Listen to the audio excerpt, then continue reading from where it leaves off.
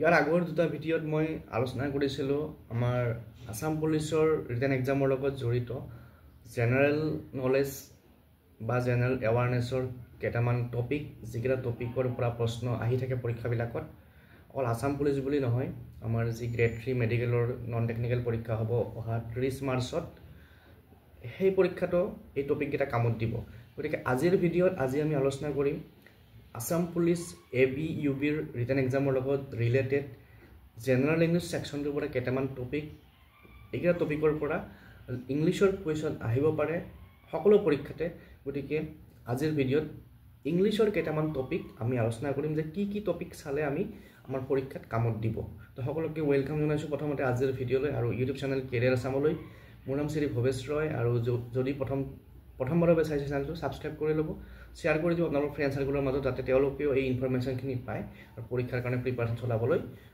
সুবিধা পায় গতিকে আহক আজি আমি কি টপিক চাম যে আমাৰ আজি সাবজেক্টটো হৈছে জেনাৰেল ইংলিছ আৰু জেনাৰেল ইংলিছৰ প্ৰথমটো টপিক এই টপিককেইটা মই আগৰ পেপাৰৰ পৰা এনালাইচিছ কৰি উলিয়াইছোঁ আগতে কি টপিকৰ ওপৰত কুৱেশ্যন আহিছে তাৰ ওপৰত বেছ কৰি মই অকল নিজৰ পৰা কোৱা নাই গতিকে প্ৰথমতে আছে স্পট দ্য এৰৰ আপোনালোকে জানে যে এটা বাক্য দিয়া হয় আৰু বাক্যকেইটা ভাগ কৰি দিয়া হয় এটা বাক্য 4টামান ভাগ কৰি দিয়া হয় তাৰে ভিতৰত কোনোবাটো পাৰ্টত ভুল থাকে সেই ভুলটো আমি বাছি উলিয়াব লাগে কোনটো পাৰ্টত ভুল আছে সেইটো আমি বাছি উলিয়াব লাগে নেক্সট আৰু এটা কি টপিকৰ মানে কি সাবজেক্টৰ আহে যে স্পেলিং এৰৰ কেইটামান স্পেলিং দি দিব শব্দ দি দিব কেইটামান তাৰে ভিতৰত যিটো শুদ্ধ সেইটো বাছি উলিয়াব লাগে ধৰক 4টা শব্দ দিছে তাৰে ভিতৰত 3টা ভুল দিছে এটা শুদ্ধ দিছে আমি শুদ্ধটো বাছি উলিয়াব লাগে আৰু এইটো হৈছে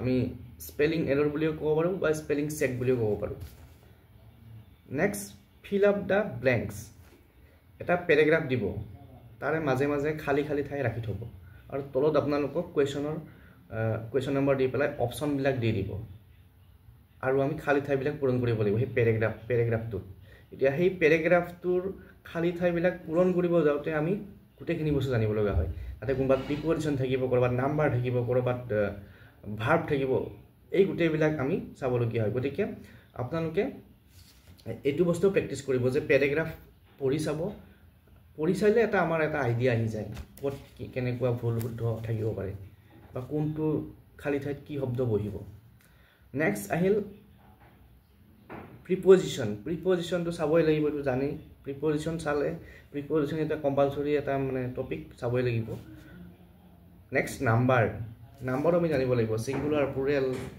এতিয়া আমি যিবোৰ বস্তু আমি কমনলি ইউজ কৰোঁ সেইবিলাকৰ ছিংগুলাৰত কি হ'ব প্লুৰেলত কি হ'ব এইবিলাক আমি ধৰক আমাৰ যিটো আমি যদি কওঁ টুথ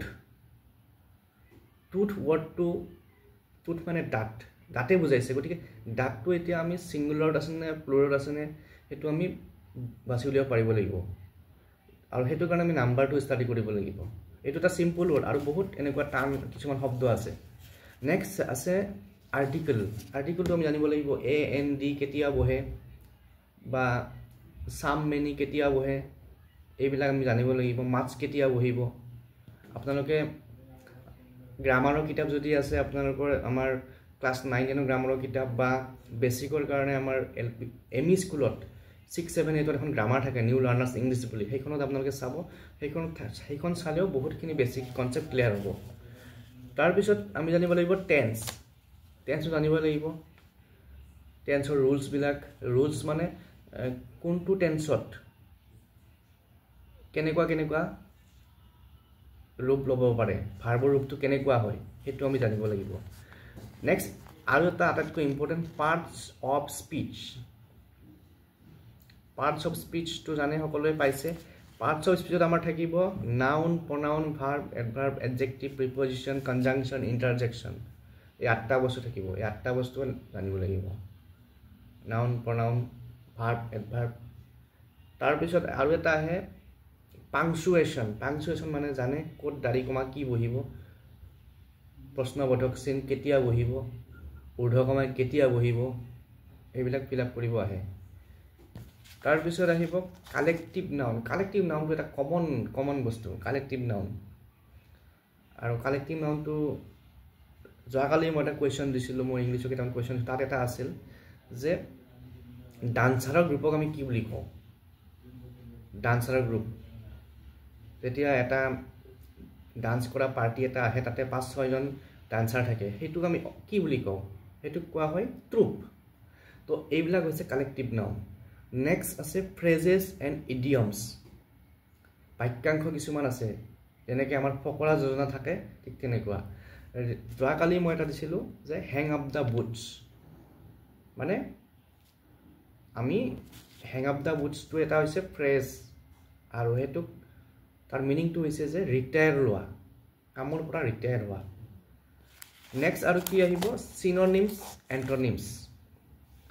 চিননিমছ মানে চেম মিনিং বুজোৱা, এণ্টনিমছ মানে অপজিট। তো চিননিমছ এণ্টনিমছটো আহিবই, স্বাভাৱিক কথা। গতিকে যিবোৰ শব্দ আমি শুনি থাকোঁ তাৰ আমি অপজিটটো জানিব ট্ৰাই কৰিব লাগে। ছাপ'জ আমি এইবাৰ মেট্ৰিক পৰীক্ষাত এটা আহিছিল যে হাৰ্ড, হাৰ্ডৰ অপজিটটো কি হ'ব? এণ্টনিমটো কি হ'ব? সেইটো হৈছে ছফ্ট। তো তেনেকুৱা ধৰণৰ এণ্টনিম চিননিম আমি জানিব লাগিব। নেক্সট আৰু কি আহে? এটা ওৱান ৱৰ্ড ছাবষ্টিটিউশ্যন, এটা শব্দ প্ৰকাশ কৰা। অসমীয়াত যে আমি কওঁ এটা শব্দ প্ৰকাশ কৰা, সেইটো আহে ওৱান ৱৰ্ড ছাবষ্টিটিউশ্যন। যেনে এটা শব্দ আমি শুনো নটৰিয়াছ, নটৰিয়াছটো এটা শব্দ, কিন্তু তাৰ যেতিয়া আমি ভাঙিম এইটো কি হ'ব? Well none for bad qualities. যিবিলাক মানুহ বেয়া অভ্যাসৰ কাৰণে, বেয়া গুণৰ কাৰণে বিখ্যাত, সেইবিলাক কোৱা হয় নটৰিয়াছ বুলি। তো এইটো এটা ছিংগুল ৱৰ্ড। নেক্সট আৰু এটা ইম্পৰ্টেণ্ট পইণ্ট আহে, important topic, degree of comparison. মানে আমি যে কম্পেয়াৰ কৰোঁ, ডিগ্ৰীটো জানে আপোনালোকে, গুড, বেটাৰ, বেষ্ট। কেতিয়া আমি গুড ব্যৱহাৰ কৰিম, কেতিয়া বেটাৰ ব্যৱহাৰ কৰিম, কেতিয়া বেষ্ট বুলি ক'ম? এই যে ডিগ্ৰী অফ কম্পেৰিজন, এইটোৰ পৰাও প্ৰশ্ন আহে। গতিকে ইংলিছৰ এইখিনি টপিক আপোনালোকে ভালকৈ যদি চায়, তেতিয়াহ'লে আপোনালোকৰ পৰীক্ষাত ইউজফুল হ'ব। আৰু যদি আপোনালোকৰ কিবা ডাউটছ আছে যে এইটো টপিক আমি ভালকৈ মই কৈছোঁ আপোনালোকে বুজি পোৱা নাই, তেতিয়াহ'লে কমেণ্ট কৰি জনাব। মই যিমান পাৰোঁ সিমান ট্ৰাই কৰিম কাৰেকশ্যন কৰি দিব। আৰু এনেকুৱা ধৰণৰ ভিডিঅ' লৈ পেলাই আকৌ আহি থাকিম, চাই থাকিব আপোনালোকে। আৰু এইটো কাৰণে মই এই টপিকবিলাক দিছোঁ, কাৰণ কিয় কুৱেশ্যন আপোনালোক কিমান দিম? কুৱেশ্যন আপোনালোকে যিমান ইউটিউব চেনেল আছে কুৱেশ্যনেৰে ভৰি আছে, কিন্তু কুৱেশ্যন ইমান চোৱা সম্ভৱ জানো? গতিকে যেতিয়া আপোনালোকে টপিকবোৰ চাব, ধৰক এখন লিষ্ট চালে আপোনালোকে, কালেক্টিভ নাউনৰ এখন লিষ্ট চালে, সেই লিষ্টখন চালে আপোনালোকে গোটেইবিলাক মনত মানে চাব পাৰিব। গোটেইবিলাক যেতিয়া চাব পাৰিব, যিকোনো তাৰে পৰা যিকোনো এটা আহিলে আপোনালোকে এনচাৰ কৰিব পাৰিব। গতিকে টপিকবোৰ ফাৰ্ষ্টতে চাবলৈ ট্ৰাই কৰিব। কুৱেশ্যনৰ সাগৰখনত যোৱাৰ আগত প্ৰথমতে টপিকবোৰ চাব। গতিকে আজিৰ ভিডিঅ'ত এইখিনি, পুনৰ লগ পাম। Thank U.